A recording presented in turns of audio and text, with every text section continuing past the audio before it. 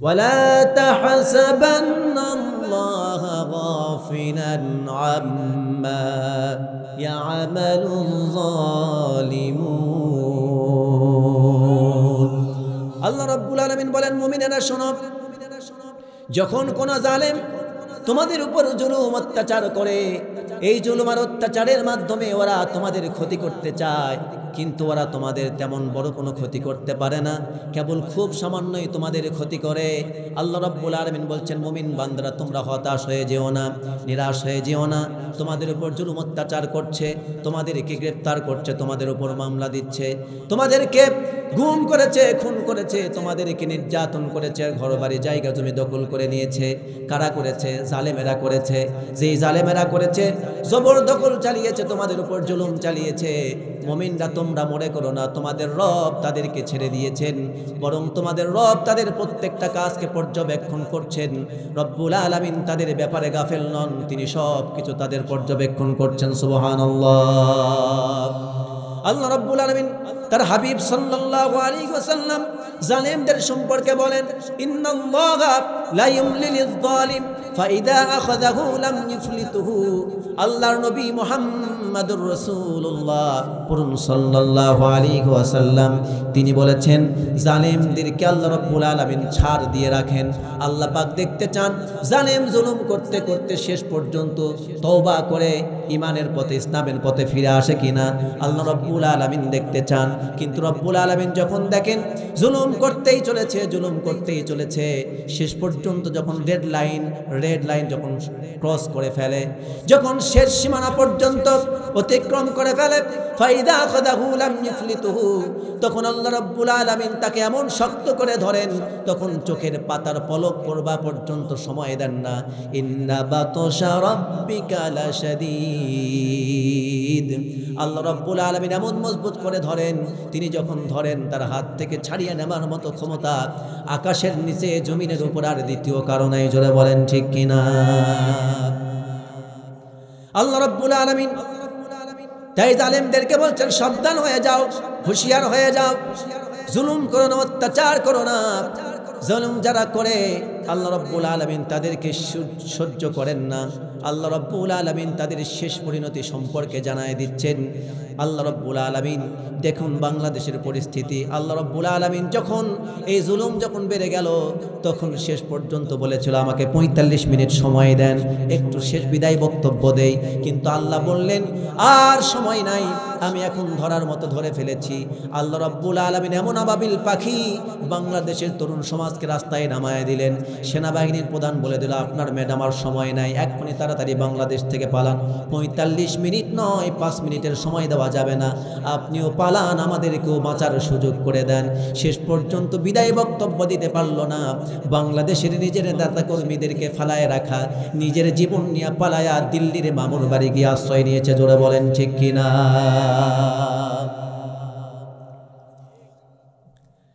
আল্লামা দেলওয়ার হোসেন সাইদি সাহেব বলেছিলেন, বাংলার মুসলমানদেরকে অত্যাচার করো না, তাওহীদি জনতাকে অত্যাচার করো না, মুসলমানদেরকে মৌলবাদ জঙ্গিবাদ বলে গালি দিও না।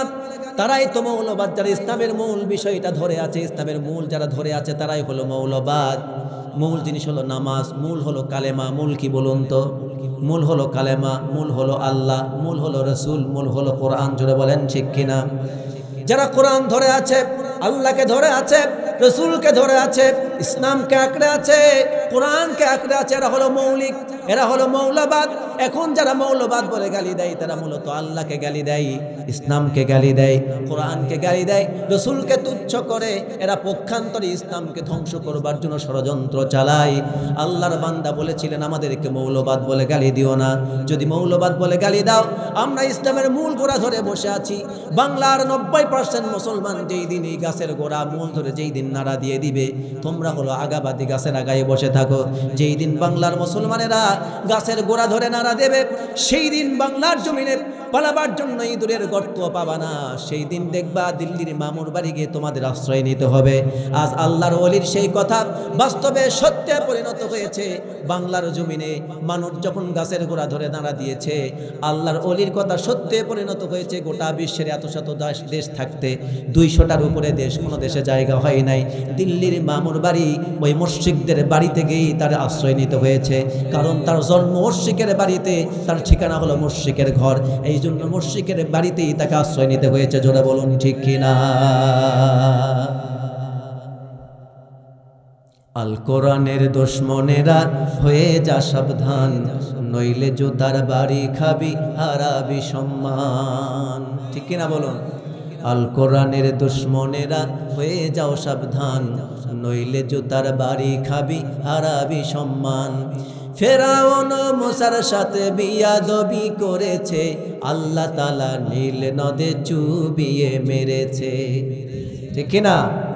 ইব্রাহিমের সাথে নমরুদ বিয়াদবি করেছে, আল্লাহ তাআলা জুতার বাড়ি দিয়ে বিদায় করে দিয়েছে। আল কোরআনের দুশমনেরা হয়ে যা সাবধান, নইলে জুতার বাড়ি খাবি, হারাবি সম্মান। আল কোরআনের দুশমনেরা হয়ে যা সাবধান, নইলে জুতার বাড়ি খাবি, হারাবি সম্মান। আওয়াজ দিয়ে বলেন ঠিক না ব্যাঠিক? আল্লাহ রাব্বুল আলামিন জালেমদের ব্যাপারে আরো বলছেন, শুনুন। এই আয়াতটা দিয়ে আমি এই কথার ইতি টানতে চাই।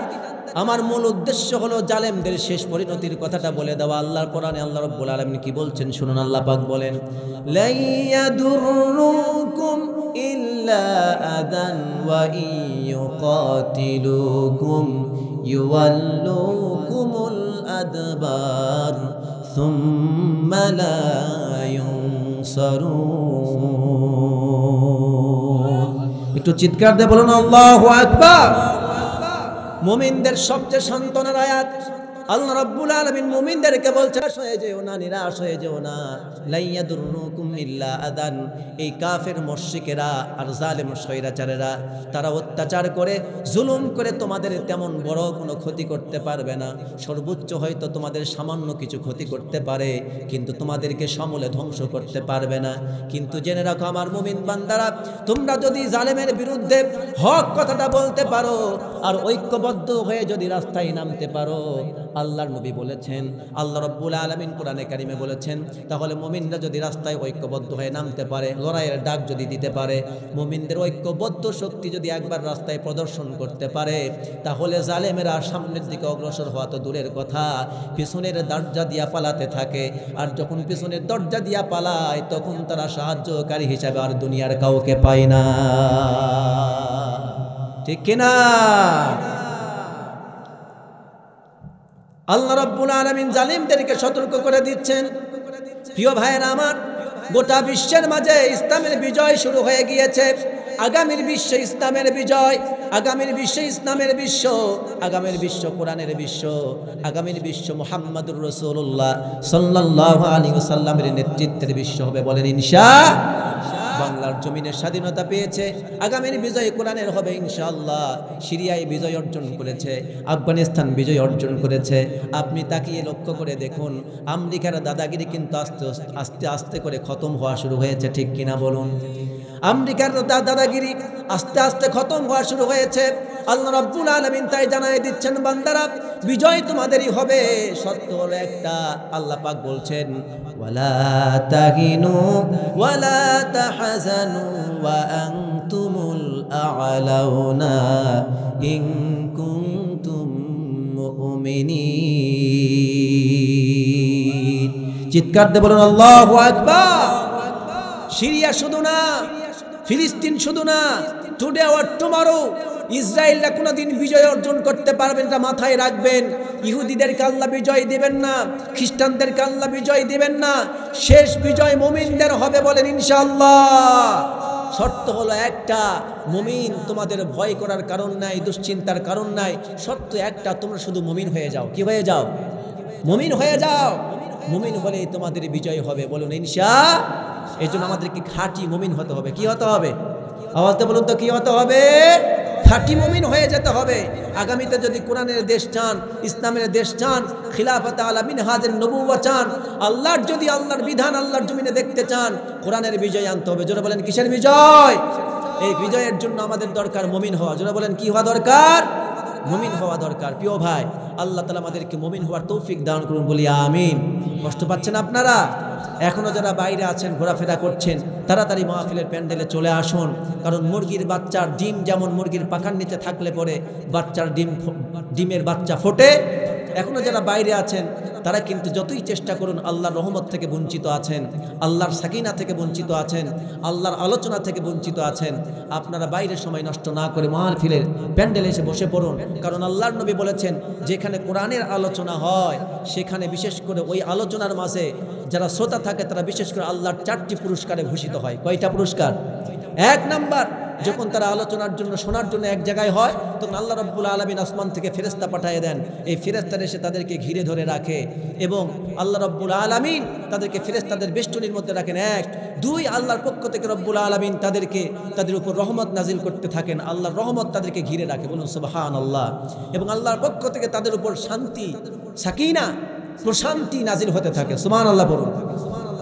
4 নাম্বার, আল্লাহ রাব্বুল আলামিন আরশে আপনাদের মতো আমাদের মতো এই নাগান বান্দাদেরকে, এই নাদান আমাদের মতো গুনাহগার বান্দাদেরকে নিয়ে আল্লাহ তাআলা হাজারো মানুষ আছে এলাকার, তাদেরকে নিয়ে আলোচনা করবেন না। আজকের যতটুকুন সময় এখানে আলোচনা হবে ততটুকুন সময় পর্যন্ত আপনাদেরকে নিয়ে আল্লাহ তাআলা তার আরশে আলোচনা করতে থাকেন। সুবহানাল্লাহ বলতে পারলেন না? সবচেয়ে বড় কথা, একজন মানুষ সারা রাত ধরে তাহাজ্জুদের নামাজ পড়লে যে সওয়াব পায়, কোরআনের কোন আলোচনায় যদি একজন বান্দা এসে বসে, তাহলে শুধুমাত্র কোরআনের ইলম অর্জন করার জন্য নিয়ত যদি বসে, হেদায়েতের উদ্দেশ্যে কোরআনের কথা শুনবে, আমল করবে, এই নিয়তে যদি বসে আর শোনে, আল্লাহ রাব্বুল আলামিন সারা রাত ধরে তাহাজ্জুদ নামাজ পড়ার সওয়াব আল্লাহ তাআলা আপনাকে 1-1.5 ঘন্টার মধ্যে দান করে দিবেন। বলুন সুবহানাল্লাহ। আপনারা খুশি না বেজার? তাহলে যে রসুলের উম্মত করে আজকের এই কোরআনের মাহফিলে আল্লাহ তাআলা আমাদেরকে কবুল করলেন, সেই রসুলের প্রতি আমরা সবাই একটু প্রাণ ভরে উজাড় হয়ে আমরা সবাই দুরূদ ও সালাম পেশ পড়ছি সাল্লাল্লাহু আলাইহি ওয়াসাল্লাম। প্রিয় ভাইয়েরা, এতক্ষণ আলোচনা করলাম একটা বাস্তব কথা নিয়ে।